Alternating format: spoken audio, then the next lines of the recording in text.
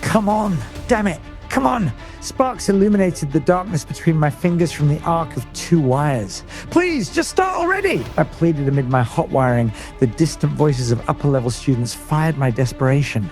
All right, why bother hiding? You do not belong here, you little barbarian.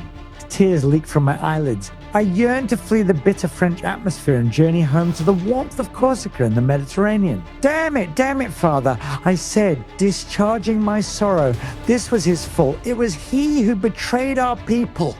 It was he who desired French nationalism. We were not French. I had to leave France. My mother needed me. Father Carlo abandoned her to raise us as a widow. He had to die, and of cancer. I felt as if I could never forgive him.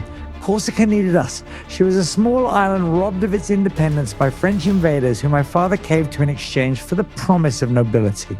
And now I sought to escape the French military academy to return home and unite with my people. To free Corsica from French occupation. Be patient, I am coming, mother! I generated a growl from the starter of the auto lift and the engine puffed to life. I swiped a private model intended to transport 8 individuals. There was nothing luxurious about it, and I would remain inconspicuous once I crossed the international border.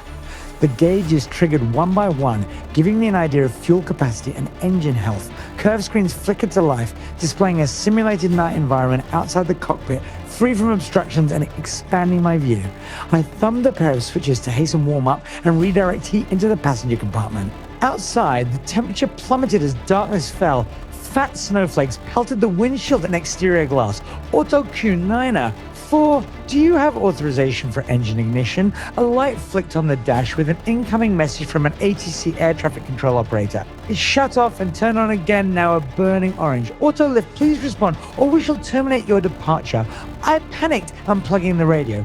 That's him. Get after him. I heard the older boys' voices as they charged through a hole in the fencing surrounding the docking lot. My heart quivered in my breast, and I reached for the harness behind my black and orange pleated seat. This escape proved to be more complicated than I had presumed. I was only 13 years old, 2 years younger than the legal age to operate an auto lift. The older boys were nowhere in sight. Did they let me go? I opened the driver's door to gather a clearer idea of their whereabouts. The wind roared, picking up thicker sheets of snow by the minute. I could barely identify the dock platform through the squall. The security lamp on the exterior pillar of my autolift cast its light on the white snow. A powerful gust yanked the door from my fingers, hyperextending them and ripping off my bike-on hat. Back! I retracted my arm and cradled my throbbing digits, my bangs and strings of hair catching the frozen flakes. A 3-meter drop separated the dock from the ground. I leaned out the open door of my auto lift, still sheltering my hand, to find where my bike-on had fallen. The intimidating voices of my bullies grew absent as the storm gained strength. I screamed, taken from my vehicle by my coattails. It was an ambush. The mysterious force pulled me to the frigid earth and beneath the docks. Light cast from the lamp of my auto lift fell away as I wailed a desperate cry. No, you bastard. No, let me go. My captor's hands cupped over my lips to muffle my voice. It's me, Jean. I gripped Jean's wrists and pried him from my mouth. Fear tainted his eyes after I turned to face him. You must help me, Napoleon. His terror penetrated me as I caught sight of Jean's irises illuminating the darkness. Help me! My younger classmate begged, clutching onto my upper arms, his fingers digging into me. Stop it, Jean. I tried to shove him off me. Jean and I grew close during our attendance at the Royal Military School. He was an underclassman, my junior by 2 years, and the only boy who empathized with my woes after I experienced discrimination. Jean came from a bourgeois family, and his father pressured him to attend law school in Dijon post-graduation. I dreaded our separation. Jean grew on me as a little brother. His jokes and wit were unforgettable. He used humor to counter pain and mask his psychological delusions. Jean's hallucinations were common, but this time his fear was unrelated to his illness. No, Napoleon, I'm sorry. Release me. His trembling hands withdrew an antique saber from his overcoat. Please take this. I beg you, Napoleon. What? I don't understand any of this, Jean. Take it. Jean thrust its scabbard into my body. I felt its pressure and something more, taking my breath with its influence. A shock wave surged from the scabbard's point of contact, sending me to the ground. Air popped my ears, surrounding me with silence. I fell to my side, a frigid puddle of mud cupping my right cheek. The falling snow formed ice in my long hair, freezing it to my scalp. Time slowed to a blur. I could perceive flashes of electricity in the distance. Sparks fell from arcing poles. The power was coming from Jean as he deterred our vicious bullies. They threw balls made of rocks and ice in his direction, and I could hear their garbled screams. Magical freak. How are you doing that? I gained the strength to sit upright, perceiving everything in slow motion except Jean. The precipitation froze in place like diamonds. I rose to my feet, monitoring Jean. He turned to look at me, his bolts of electricity traveling through the fence and other conductive objects, sending the upper-class boys running in the opposite direction. Napoleon!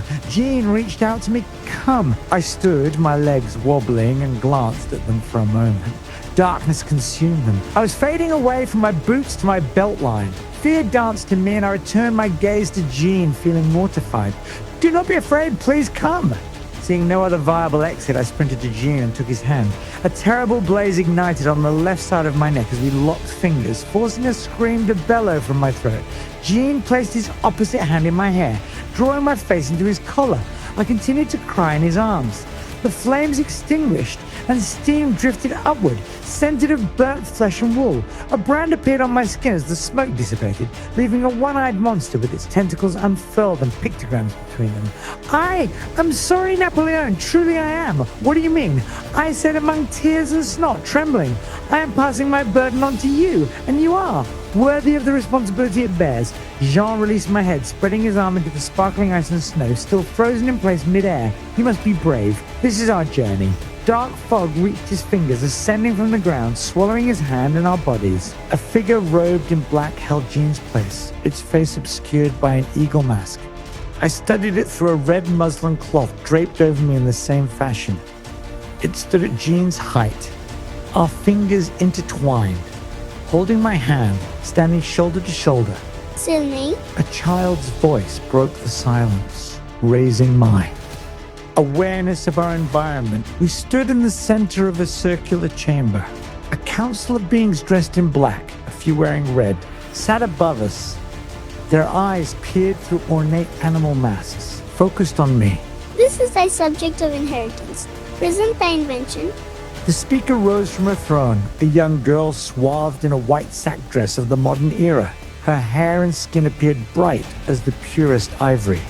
My counterpart freed its grasp on my hand and walked forward, withdrawing Jean's saber from the folds of its robe. This display enlightened me to the shadowy figure's identity. It was Jean. He brought the sword to the speaker's outstretched hands. She withdrew the blade from its scabbard. With this invention, thou wilt part with thine abilities and bestow them on thine subject, who now bears the mark of the inventor.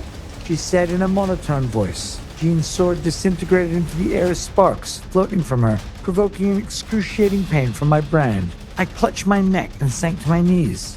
Sil'nei, thou art an immature inventor, a novice. Thy preceptor has graduated only 2 Earth years ago. I question why thou relinquished thine abilities so soon. Thou art young. My subject will bear the curse longer and with better purpose. I do not expect a long life. Jean spoke in a screeching, altered voice. Very well. Few inventors have given their abilities when so immature. Understand thou cannot undo what has been done. Relinquishing thine abilities when not yet mature will curse the remaining years.